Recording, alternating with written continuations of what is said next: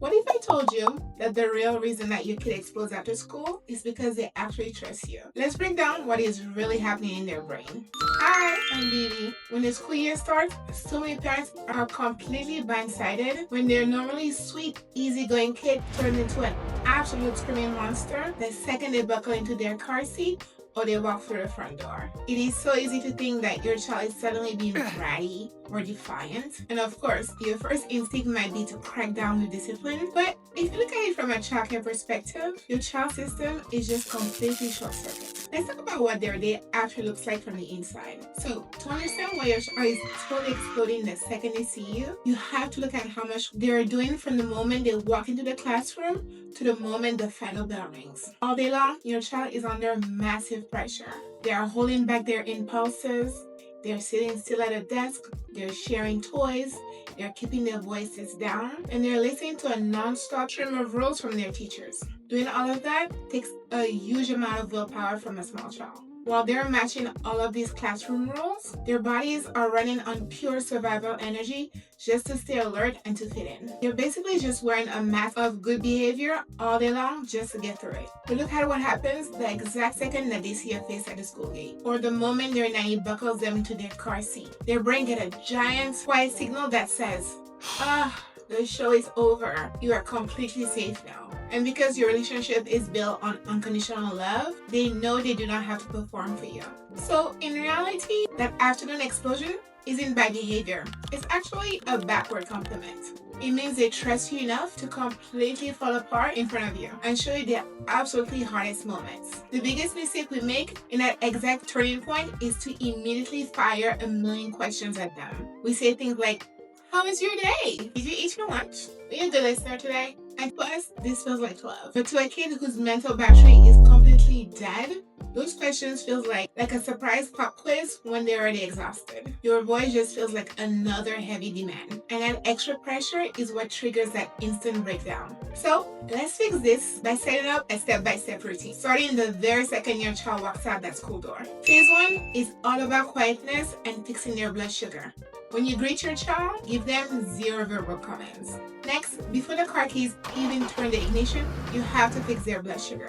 Because low blood sugar makes the tantrum twice as violent. But you cannot just hand them a bag of goldfish or chips, crackers, or a sweet fruit pouch. Because sugar treats and simple carbs totally spike their blood sugar instantly, and that causes a massive crash 30 minutes later. And trust me, this will guarantee an even worse meltdown once they get home. So you need heavy filling foods with healthy fats and protein that stays in their system for hours. Keep a cooler in your car packed with hard-boiled eggs, roll-up turkey slices, or with cheese, celery sticks with peanut butter, or pumpkin seeds. Once they're eating, turn off the radio, turn off the podcast, and if possible, do not take a phone call on speaker. Your child has just spent 6 hours in a loud, chaotic school feeling with ringing bells, shouting kids, and overlapping voices. Their ears and brains are fried.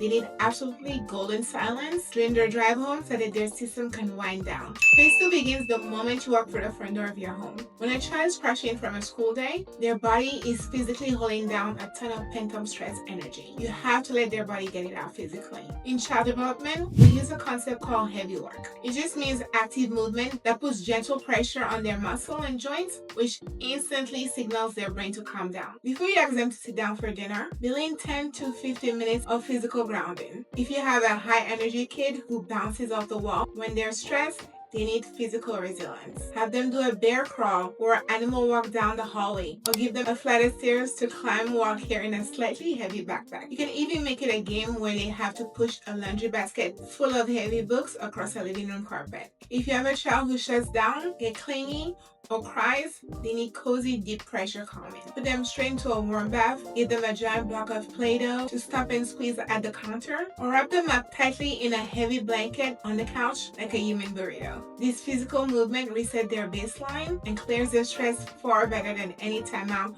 or lecture ever could. Phase 3 is all about keeping the peace without causing a second meltdown after. The biggest trap parents fall into is handing their child an iPad or turning on the TV the second they get home, just to keep them quiet so that dinner can be cooked. And while it looks like your child is relaxing because they're completely quiet or they go completely still while staring at a screen, inside their brain, the completely opposite is happening. Fast-paced kids shows and video games flood their tired minds with flashing lights and constant visual stimulation. Their brain isn't resting. Rather, it is working overtime to process the screen. The exact second you turn that off for dinner, you will trigger an absolute explosion because their mind never actually got to rest. Swap the screen for quiet, hands-on toys that don't plug into the wall. Set out a bin of kinetic sand, building blocks, water play in the kitchen sink, or coloring pages. This lets their brain drip into a true resting state where they can actually recover. Once you have fixed their blood sugar, dialed down their noise, and you let them move their bodies and have kept them away from screens, you are going to notice a major shift. Their moods will lift, their guards will drop, and they will naturally open up to you. This is when you can finally talk about their day. Your child will want to tell you about school, but they will only do it when there is zero pressure. Do not interview them at the dinner table.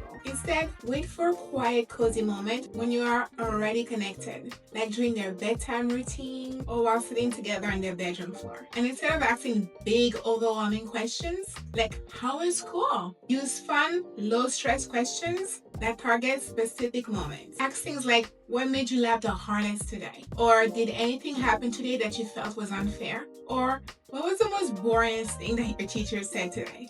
And because you give their system the time and the space to rest first, they can finally think clearly. And you will get a flood of real beautiful stories. Fixing your afternoon routine changes the entire energy of your home. But this plan only works if every caregiver in your child's life is doing the exact same thing. If you rely on an after-school nanny to handle pickups, you need to make sure your contract and their hours are set up to support this routine without creating any legal misunderstanding. To see the exact legal process for updating your caregiver schedule cleanly for the school year, you need to watch my video on how to change your nanny's hours from full-time to part-time legally.